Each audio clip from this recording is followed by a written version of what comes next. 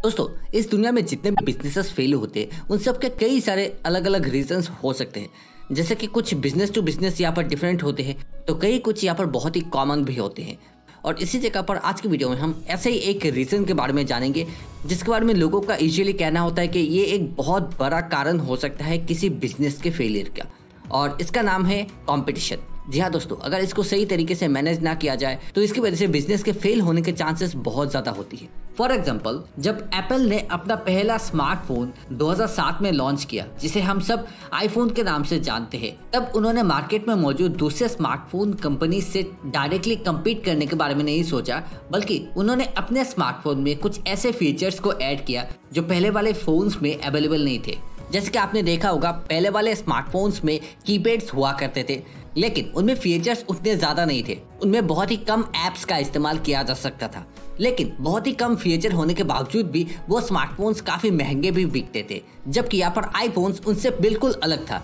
उस पर किसी भी तरह के कीपैड्स नहीं थे, मतलब इसको डिजाइन किया गया था एक टच स्क्रीन इंटरफेस के साथ, जिसकी मदद से किसी भी ऐप को बहुत ही आसानी से यूज किया जा सकता था। उसमें गेम्स खेले जा सकते थे, साथ ही नेविगेशन और मैप्स का इस्तेमाल होता था, और उसके साथ वेब ब्राउजर को भी बहुत ही सिंपल बना दिया गया। इसके साथ और भी कई सारे फीचर्स उसमें अवेलेबल थे। मतलब एक कंप्यूटर जैसे काम करता है उस तरह से आईफोन्स में भी बहुत सारे फीचर्स को सिंपल बना दिया गया, जिसकी वजह से यूजर को एक बहुत ही बेहतरीन एक्सपीरियंस मिला। और ये एक बहुत बड़ी रीजन थी जिसकी वजह से लोगों का डिमांड आईफोन्स पे लगातार बढ़ता ही गया। तो एप्पल कंपनी ने अपने सक्सेस को पाने के लिए एक पूरी तरह से यूनिक रास्ता अपनाया। वो चाहते तो पहले से मौजूद स्मार्टफोन से डायरेक्टली टक्कर ले सकते थे, उनके जैसे ही कुछ मॉडल को यहाँ पर बना के, लेकिन उस जगह पर उन्होंने मार्केट में पहले से चली आ रही सभी चीज़ों से अलग कुछ बनाने के बारे में सोचा। तो उसके लिए उन्होंने बहुत ज़्यादा कस्टमर पे रिसर्च किया, और फिर जब उनको ये पता लगा कि लोगों को क्या पसंद है या फिर क्या नहीं है, तो उसके बाद ही उन्होंने अपने प्रोडक्ट को डिज़ाइन किया, और जब उसको लॉन्च किया गया तो वो बहुत ज़्यादा सक्सेसफुल रहा। तो आईफोन्स के इंट्रोडक्शन से पहले जो भी कंपनीज यहाँ पर मौजूद थी, वो पहले से ही चले आ रहे कुछ रूल्स को फॉलो करके ही अपने स्मार्टफोन्स को डिज़ाइन करते थे। वो अलग तरह से कस्टमर की फीडबैक लेने पे जोर नहीं देते थे। मतलब यहाँ पर कुछ अलग तरह के इनोवेशन या फिर कुछ अलग तरह की चीज़ों को लाया जाए, इस पे उनका फोकस बिल्कुल भी नहीं था, बल्कि इस जगह पर वो एक दूसरे से ही लड़ झगड़ रहे थे पहले से मौजूद कस्टमर्स के लिए। और इस तरह के हार्ड कंपटीशन की वजह से नए बिजनेसेस को भी प्रॉफिट बहुत ही कम मिलता है। तो इस तरह के स्ट्रेटेजी को कहा जाता है रेड ओशन स्ट्रेटेजी। जबकि एप्पल ने जो तरीका अपनाया वो पूरी तरह से अलग था पहले के मुकाबले, और इसी को कहा जाता है ब्लू ओशन स्ट्रेटेजी, जिसमें अलग तरीके की थिंकिंग पैटर्न का इस्तेमाल करके एक नया कस्टमर बेस को यहाँ पर तैयार किया जाता है। और आज की वीडियो में हम रेनी मॉबर्न और डब्ल्यू चैन किम की book the blue ocean strategy से जानेंगे कि किस तरह से आप अपने बिजनेस के हर एक कंपटीशन को हटाकर उसको आगे तक लेकर जा सकते हो। अब इस ब्लू ओशन स्ट्रेटेजी को इस एग्जांपल से भी समझा जा सकता है। सार्क टे सोले, जो कनाडा की एक बहुत बड़ी सर्कस है, जिनके शोज पूरी दुनिया में लगभग 150 मिलियन लोग देखते हैं, जिन्होंने सिर्फ 20 साल में ही रिंगलिंग ब्रदर्स और बर्मन एंड बेली जैसी बहुत बड़े सर्कस को रेवेन्यू के मामले में पीछे छोड़ दिया था। मतलब सर्क ने इतना पैसा कमाया कि उन सर्कस को इतना कमाने के लिए 100 साल लगे, और वो ऐसा तब कर पाए जब लोगों के बीच में सर्कस का इंटरेस्ट बहुत ही कम होता जा रहा था, क्योंकि लोगों के पास बहुत सारे एंटरटेनमेंट के ऑप्शंस मौजूद हो चुके थे। फिर भी सर्क ने ऐसी स्ट्रेटेजी अपनाई जिसकी वजह से वो बहुत ज्यादा प्रॉफिटेबल भी रहे। तो आखिरकार वो किस तरह की स्ट्रेटेजी थी जिसकी वजह से वो बहुत ज्यादा सक्सेसफुल रहे? तो सबसे पहले तो उन लोगों ने अपना ज़्यादा से ज़्यादा फोकस अपने वैल्यू को इम्प्रूव करने पे ही लगा दिया, जिसकी वजह से उनका ओवरऑल परफॉर्मेंस भी बेटर होता गया। और इसके लिए उन्होंने हर तरह के बोरिंग और एक्सपेंसिव शोज को अपने सर्कस में से हटा दिया, जैसे कि स्टार परफॉर्मेंस को हायर करना, एनिमल शोज को ऑफर करना, और भी ऐसे कई सारे आइटम्स जो बहुत ज़्यादा एक्सपेंसिव होते थे और जिसमें लोगों का उतना ज़्यादा इंटरेस्ट भी नहीं था। ज़्यादातर लोग यहाँ पर बहुत ज़्यादा बोर हो चुके थे एनिमल परफॉर्मेंस की वजह से। फिर भी ज़्यादातर सर्कस उसी तरह के शोज को लगातार कंटिन्यू करते जा रहे थे, लेकिन इसकी जगह पर सर्क ने थीम और स्टोरीज पे ज्यादा फोकस देना शुरू कर दिया, जैसे यूजुअली थिएटर्स में दिखाया जाता है। उसी तरह से उन्होंने स्टोरीज के साथ साथ आर्टिस्टिक म्यूजिक और डांस को भी प्रेजेंट करना शुरू कर दिया, और इसकी वजह से उनके पास ऐसे ऑडियंस आने लगे जिनको थिएटर परफॉर्मेंस देखना बहुत ज्यादा पसंद था। यानी उन्होंने कंपटीशन की जगह पर वैल्यू इनोवेशन की मदद से अपने लिए एक अलग तरह का मार्केट ही क्रिएट कर दिया। तो रेड ओशन में जहां पर हर तरह के बिजनेस एक दूसरे से ही कम्पीट करती रहती है लिमिटेड ऑडियंस के लिए, वहीं पर ब्लू ओशन एक अलग तरह का मार्केट क्रिएट करती है पूरी तरह से कंपटीशन को इररिलेवेंट बना के।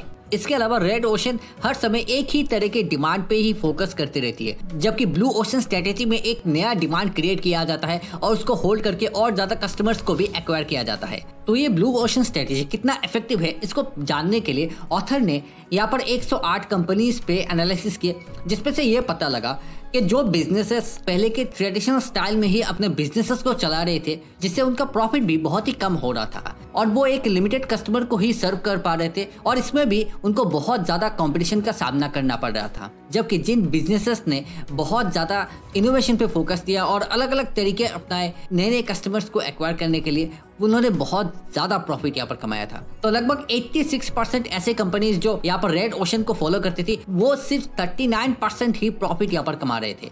जबकि इस स्टडी में ये पाया गया कि 14% ऐसी कंपनियां भी थी जिन्होंने 61% तक की प्रॉफिट यहाँ पर कमाई थी। तो इस स्टडी से ये साबित होता है कि ब्लू ओशन स्ट्रेटेजी कितना ज्यादा यहाँ पर वैल्यूएबल है। अगर इसको प्रॉपरली यूज किया जाता है तो इससे बिजनेस की ग्रोथ बहुत ज्यादा हो सकती है। अब यहाँ पर कुछ टूल्स के बारे में जान लेते हैं जिनकी मदद से आप अपने बिजनेस को रेड ओशन से ब्लू ओशन में लेकर जा सकते हो। तो गाइस, यहाँ पर सबसे पहला टूल है स्ट्रेटेजी कैनवस। ये एक डायग्नोस्टिक टूल होने के साथ साथ एक एक्शन फ्रेमवर्क टूल भी है, जो ब्लू ओशन स्ट्रेटेजी को बिल्ड करने में बहुत ज्यादा यूजफुल है। और इस टूल के दो मेन पर्पसेस है। पहला, ये करंट स्टेट के बारे में जानकारी देती है, और दूसरा, मार्केट पे कंपटीशन किन फैक्टर्स पे ज्यादा हो रहा है, जैसे प्रोडक्ट, सर्विसेज या फिर डिलीवरी जैसे कई सारी चीजों के बारे में भी इंफॉर्मेशन देती है। और ये स्ट्रेटेजी कैनवस कुछ इस तरह से डिजाइन किया हुआ होता है। अब यहाँ पर सेकंड टूल है द 4 एक्शन फ्रेमवर्क, और इस टूल की मदद से आप ऐसे अननेसेसरी चीजों को अपने बिजनेस प्लान से हटा सकते हो जो आपके बिजनेस को रेड ओशन में लेकर जाती है। तो इस टूल में 4 पार्ट्स होते हैं।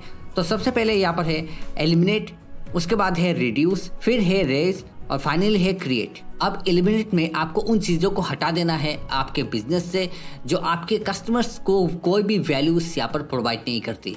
जैसे कि हमने सर्क दे सोले के एग्जांपल से ये जाना था कि उन्होंने स्टार परफॉर्मेंस और एनिमल शोज को यहाँ पर एलिमिनेट कर दिया, जो उनके कस्टमर्स को कोई भी वैल्यूज प्रोवाइड नहीं कर रही थी, लोग उसको देखना पसंद नहीं करते थे।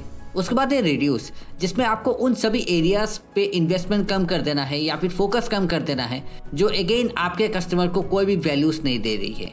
जैसे कि फिर से हम सर्क का एग्जांपल ले सकते हैं कि उन्होंने फन और ह्यूमर को यहाँ पर कम करना शुरू कर दिया, लेकिन उसको पूरी तरह से एलिमिनेट नहीं किया। उसके साथ थ्रिल और डेंजर को यहाँ पर कम किया, लेकिन उसको भी एलिमिनेट नहीं किया। और इस तरह से आप इसकी मदद से एनालाइज कर सकते हो कि कौन कौन सी चीजें हैं जिसको कम करने से भी आपके कस्टमर को वैल्यूज मिल सकती है।